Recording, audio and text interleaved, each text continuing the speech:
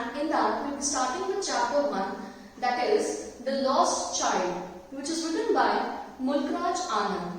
Now, before we start with the chapter, I would brief you up with our author. Okay, Mulkraj Anand was known for the depictions of the lives of the poorer caste. He has wrote many things about the life, the problems and the exploitation and the oppression which the people have faced of the poor caste. Okay, the exploitation, the deprived people, how they were facing all those problems. According to him, the partition and the oppression which we faced of the English groups, apart from that also, in the Indian community also there was the oppression of the poor and the backward tribes. So that was his main subject which he has written, and his depictions made him known worldwide. Okay, he was the best Indian writer to gain international claim. He along with R.K. Narayan, they got known worldwide for the depictions of the lives which they have portrayed.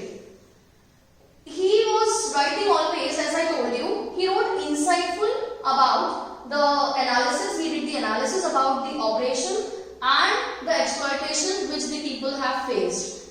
He received International Peace Prize Award, Sahitya Academy Award and Padma Bhushan Award for the work which he has done. And his book Untouchable and Coolie, these two novels were known worldwide, and the subjects of those novels were obviously about the backward tribes, about the poor people and the exploitation they faced in their lives. Somewhere he is talking about the disputes which we are having internally also in the country. Okay, moving ahead, we will see that this chapter, The Lost Child, is talking about various themes. The themes are as follows. The first theme which we are seeing in the chapter is about the desire.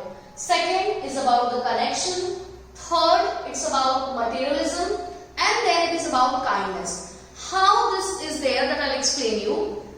The child here was having a lot many desires. When he went to the fair, he was seeing so many things. He was seeing the toys, he was seeing the balloons, and all this started creating in his mind the images, and he was having the desires to achieve all those things.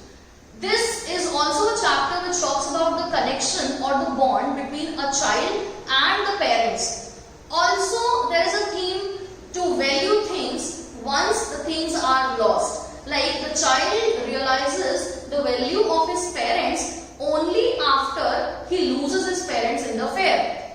This, by the means of the child, the author here has also tried to convey a message to the people who are materialists in this world, that whether you gather all the luxuries, whether you gather all the comforts of your life, nothing can be more precious than the parents which you are having. They are like the backbone to you, and this materialistic world forgets the value of relationships. Somewhere the author has also tried to convey that message to us. Now, in the chapter, we have 2 or 3 basic characters. The first is the child himself, who is portrayed as initially he is portrayed as a jolly child, gaily clad humanity, and then later at the end of the chapter he is given the image of a sad child who has lost his parents. The child is full of desires when he sees the fair and all, and he longs for all such things. He longs for balloons, he longs for the sweets, all these things, and he has been rejected. All these desires have been rejected by the parents. Second character is his parents. Those are considered to be as, like, we always feel that our parents are really very strict. They do not allow us to have so many things. Here also the portrayal of the parents is also in such manner only. Whenever the child demands something, the parents deny the child for having those things. Okay? But obviously there might be reasons behind that.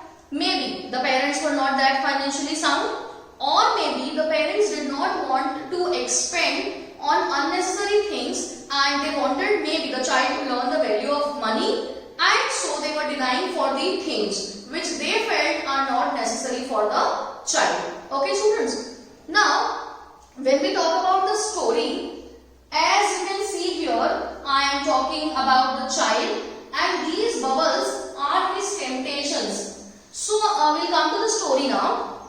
It was a springtime and there was a fair. In that fair, various peoples were there. Some were riding on the bullock cart, some were there on the toy shop, some were taking the ride on the seesaws and merry-go-rounds. Similarly, here comes a child, a gaily clad humanity, a very happy, a very joyful child. He comes there with his parents. Then, when he comes to the fair, in between, he sees many things. The first thing which he is tempted towards is the toys. He sees the toys shop and he is tempted towards that and he demands his parents to purchase the toys. But the parents deny. Later, moving ahead, he sees mustard field. He sees the cooing of the doves. He sees the petals falling. He goes there. He is taken aback by the beauty and he tries to collect those petals. Again, he is reminded by his mother and he unwillingly follows the parents. Moving ahead in the story, when they enter the fair, he sees a sweetmeat seller who is selling gulab jamuns, rasgullas, barfis. Again, the poor child, he was interested in purchasing those things and he demanded the parents for the same. Again, the parents denied. Moving ahead, he saw a garland seller who was selling a garland of gulmohar. Again, he was fascinated towards that garland and he wanted to purchase that garland. Again, the parents denied. So, the child started feeling sad, he started feeling bad that my parents are not allowing me. At least, I should see them. Okay, so he was fascinated, he was attracted, all his desires were coming in his mind. He wanted to purchase this. He was just imagine students, when you go to a fair, obviously we are attracted towards all those things which we are there. The colors of the fair attract you. The things which the hawkers are selling there, they attract you. Similar was the condition of the child. He was also fascinated towards the beauty, the things, the colors of the fair and he wanted to have everything with him. But the parents were continuously denying him. Moving ahead, what happens now? He saw a balloon seller. All colorful balloons were there. He again stood there seeing the balloons. Again he demanded. Again the parents denied. Then finally he went to a roundabout and he was busy looking at the roundabout. He wanted to have the ride of the roundabout and he stood there and just he was speaking that I want to go to the ride of the roundabout.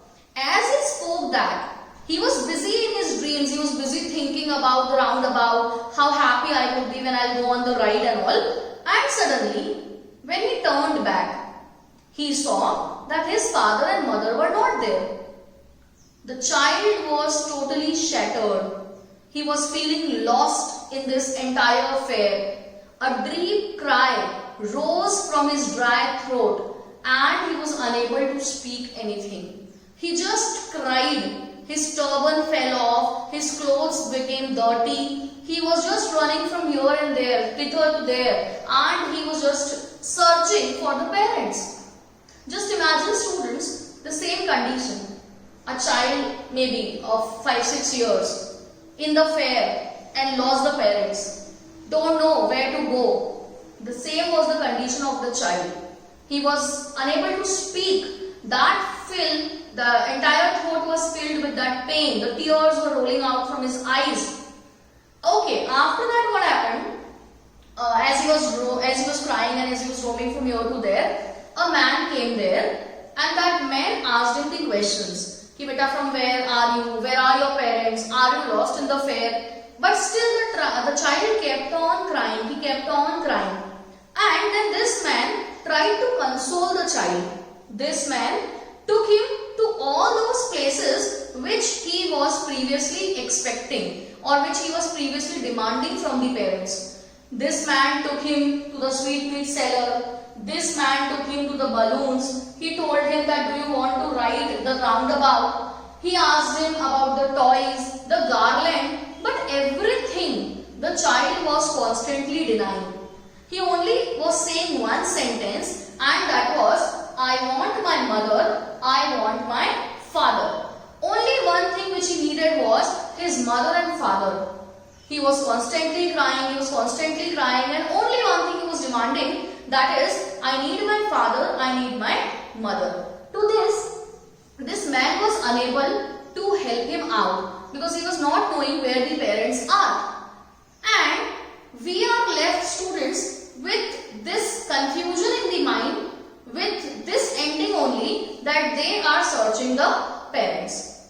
Now what do you feel, students? What would have happened at the end of the story? Will the man be able to make these parents and child meet?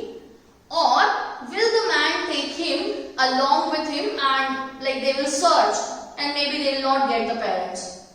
So this ambiguousness is there at the ending part of the story. This is not clear to us, and you are left to think out that what should be the appropriate ending in the story. Okay, students? So this is all about the story part. Now if we think that what exactly is the message of the story? Yes, the message is to care for things when they are with us. We are so into things, we want so many things, and we forget that we are having such loving and caring parents. And when they do not give us something, we always complain, we always fight with them, some of us abuse them. So this chapter gives you a lesson that value your parents even more than the materialistic things which you want from them and which they are unable to give you. Because nothing in this world is more precious than the parents which you are having. If they are there with you, your world is complete. Even if you are not having luxurious things in your hands, but if you are having the love, the care of your parents, you are always protected. You are always having everything in your hand. Okay. One more thing here is the desires, the unending desires which we have can lead us to the problems. Okay, like the child. He was having his unending desires of things, and so he did not listen to the parents. That is again a fault which we also do. So by the means of this chapter, this is a lesson for you people to listen to each and every instructions given by the parents and your elders, because they know your good, they know your bad, and whatever they will do would obviously will be for your betterment.